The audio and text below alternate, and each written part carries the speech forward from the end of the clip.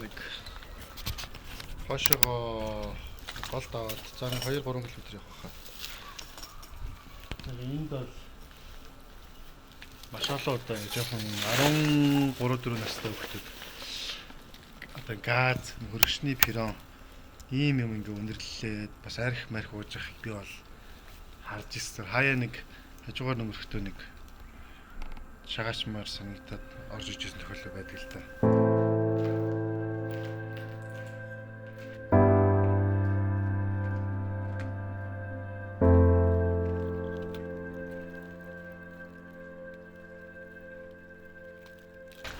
Монголын ирээдүйн болсон хүүхдүүд гэдэг хүүхдүүд чи ийм балгасан ийм одоо арх газ те бүхэл муу мухай юм ингэж холцсон ийм газар хүртэл ингэж хурж ирж ингэж одоо тэр хүүхдүүд байж штэ те.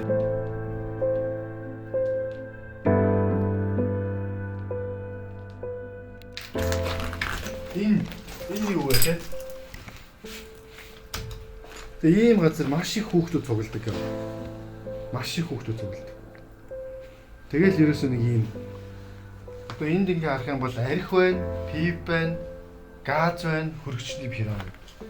Тэгээ Монголын одоо ирээдүйн болсон хүүхдүүд маань ийм балгасанд ингээ цуглаж ингээ чөлөө цагаа ингээ өнгөрүүлэх ийм л нөхцөл байдал руу бид нар өөрсдөө түлхэж штэ яг үүндээ бол тий.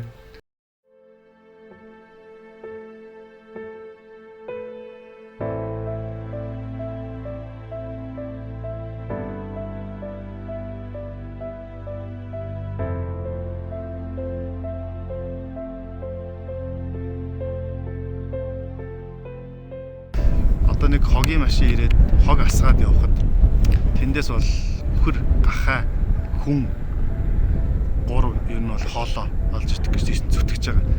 Өхөр гахаа хоёр нь бол шууд идчихэж байна. Хүн нь бол тэндээс түүж олсон одоо зүйлээ тушаагаад ингээд одоо мөнгө болгоод ер хүүхдэд түжээдэг. Эцсийн дайлал нь хоолыг олж идчихэж байна л да. Тэгээ энэ бол өөрөө 21-р зуун энэ бол одоо улсын нийслэл Улаанбаатар хот. Тэгтэл 4-5 том юм хогийн цэг дээр хүмүүс заримдаа хүүхдүүд за жирэмсэн ээжүүд хүртэл энд ажиллаж байгааг бол би харж ирсэн. Тэр энэ бол өөрөө нөгөө амьдралын бас нэг хоёр заагийн л нэг юм байгаа юм л да.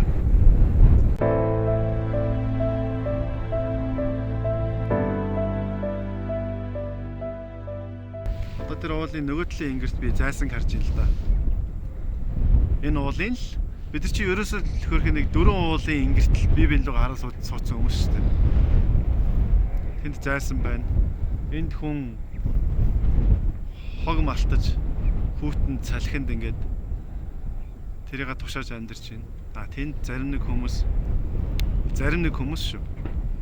Энэ хүмүүсийн боломжийг булаасан тэр авилга, тэр одоо хулгай дээрмээрээ халуун хөнжилтөө энэ хүмүүсийг нийгмийн зорилттой бүлэг гэж хэллээд амьдарч байгаа юм л да. Би бол эсэргээрээ тэднийг бол нийгмийн зорилттой бүлэг гэж хэлмээр байхгүй болох ёстой зорилттой бүлэг.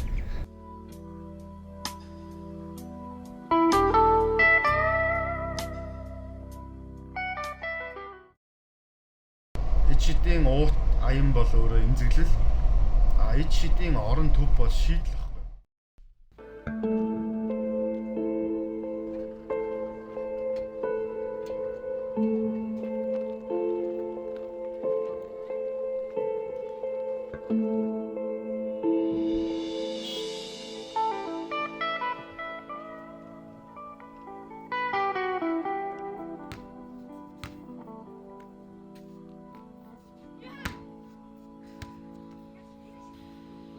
This is my blues.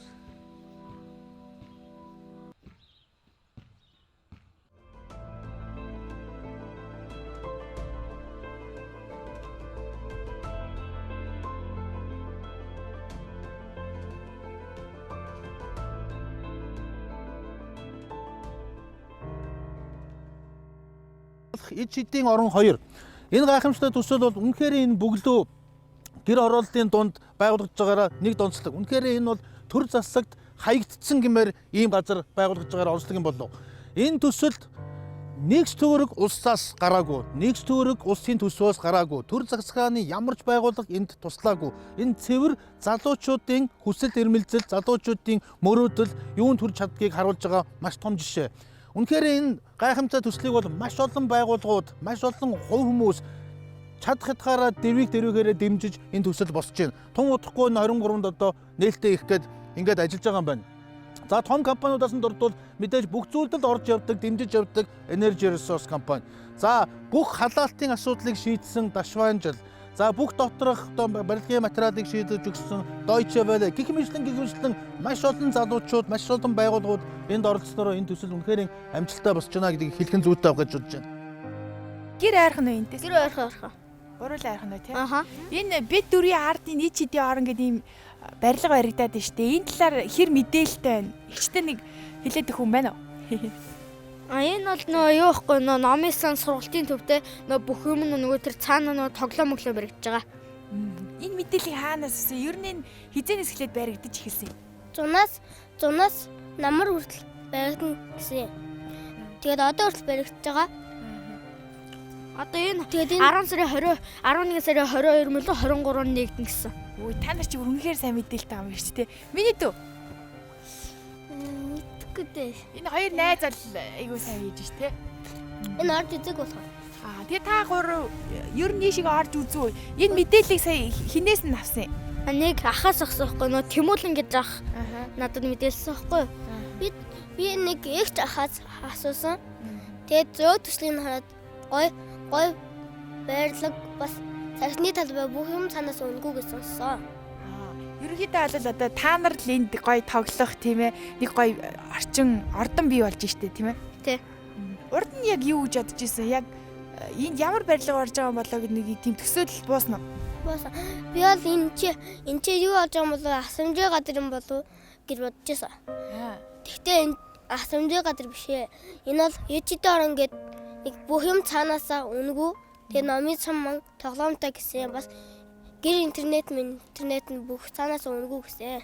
Гоё юм бэ тий. Гоё юу? Гоё. За тэгээд тусалж гин энэгээр юу хүмүүс ихээр ирж байгаа юм. Энд бол нөгөө заримдаа энэ дээгүүр нь стик камера бол айлс нөгөө энэ дотор нь барилга хийж байгаа л нааш гэсэн мэт. Барилга хийдэж байгаа. Аха. Тэгээ ерөнхийдөө бол энэ одоо анх бол энд юу ч байхгүй л байсан баг. Та нар энд дуудаж байгаа болохоор хүүхдүүд бүгд мэдж байгаа. Бүгдийг мэдж байгаа тийм. Мэдж байгаа. Энд бол өмнө нөгөө хүн амьдарч исэн. Тэгээд байшин баригдаа тэгээд тэр байшингийн нуруугаа ийм ичэдээ орон гэсэн ийм гоё юм баригдаж байгаа. Монголчууд бид нэр бас хүний эрх, хүүхдийн эрх талаар ойлголт бас дутмаг явж ирсэн юм шүү. Хүүхдийн хүчирхийл гэхээр л одоо үнэхээр одоо муухагаар дормжлон гутааж хүчирхийлхийг л одоо хүчирхийл гэж ойлгоод явсан байна. Гэхдээ хүүхдүүдтэй дулаан орчинд амьдрах нөхцөлийг бүрдүүлж чадахгүй байгаа нь том хүчирхийл юм а гэдгийг ойлгохгүй явж. Бид нар хүүхдүүдтэй дуртай номоо унших тэр нөхцөл болцоогоор нь хангаж чадаагүй явсныгаа хүчирхийл гэж бас ойлгож явсангүй. Бид нар хүүхдүүдэд энэ тэгш одоо боловсрох таньж мэдэх тэр боломжоор хангаж чадахгүй хүчирхийл юм а гэдгийг ойлгож явсангүй. Тэгээ энэ бүгдийг одоо энэ Лантун дохио гэж төрийн ус байгууллагын залуучууд ганц жавхланаар олон мянган залуучууд бидний нүдийг нээж өгөх шиг боллоо. Тэгээ зөвхөн одоо энэ ичдийн орон 1-2 дугаар төсөл зөвхөн энэ Лантун дохион залуучууд одоо хийдэг ажил биш юм байна. Энэ бол монголчууд нийтээрээ нэг ойлгож ухамсарлаж нийтээрээ иргэн бүр тэр дотор ялангуяа төр бол одоо нэг хариуцлагатай энд хандах ёстой гэж би ойлгож байна.